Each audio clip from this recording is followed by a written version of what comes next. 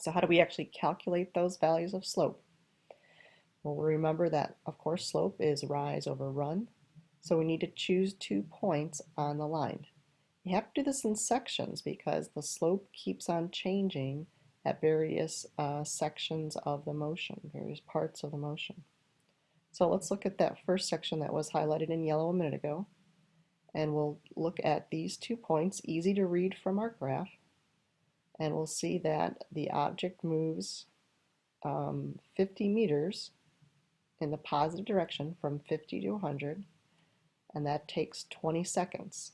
So our rise over our run, 50 meters over 20 seconds, equals 2.5 meters per second.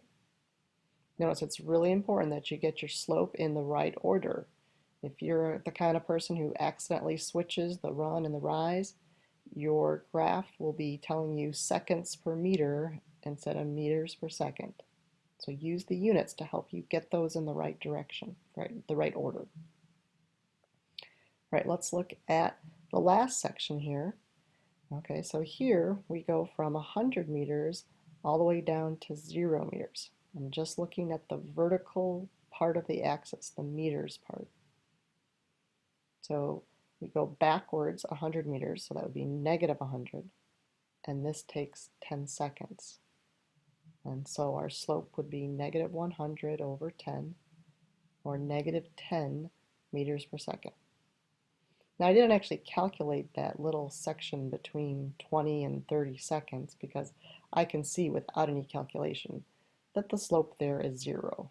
The velocity is 0.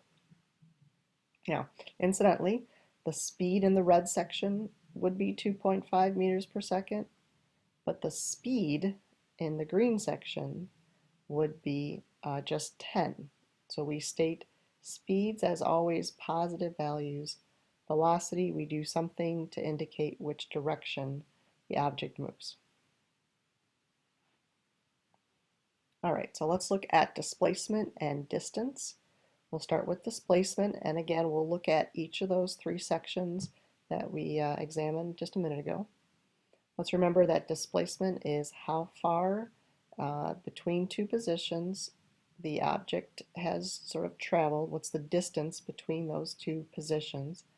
And it really doesn't matter what path they took. It's just comparing those 2 positions without really thinking about how the object got from one point to the other. So if we look at this first section, we can look at those exact 2 same points we did for the slope, but notice we don't care about time. This question is just about how far the object went. So it went in the positive direction, and it went 50 meters, from 50 to 100. So the displacement would be positive 50. In the next section, the displacement is 0. The object is standing still. And it goes from 100 and it stays at 100. And then the last section starts at 100 meters, ends up at the 0 position. So it's traveled 100 meters, but toward the origin in the negative direction.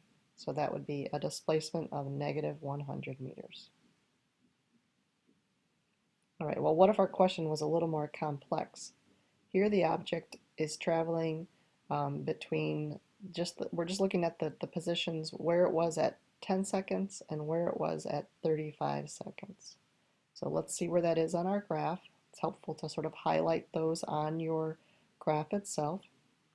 And again, all we're concerned with is the vertical axis of our graph. The horizontal tells us about time. Displacement is just about where the object is. So it went toward the origin 25 meters from 75 to 50, and so that's a negative 25. Sometimes people do better with these questions if they sort of write out something more formal. So if we wanted to really get a little more mathematical, we could say that it started at 75 meters, so we could call that x sub 1, and it ended at 50 meters. And when we calculate a displacement, delta x, we take the later position minus the earlier position, and that makes sure that our sign is correct. So we would get that negative 25 meters with this calculation. Now, what if the problem asked instead about the distance the object travels? All right, well, let's remember what distance is. Distance has to do with how far the object travels between two positions, but the path matters. The value of distance, though, is always going to be positive. It's kind of like counting footsteps almost from one position to the other. So in this case, we have to pay attention to the fact that the object moved from 75 to 100, and then it came backwards to 50. So the object actually had to travel 25 and then 50 for a total of 75 meters. Again, state that as a positive number.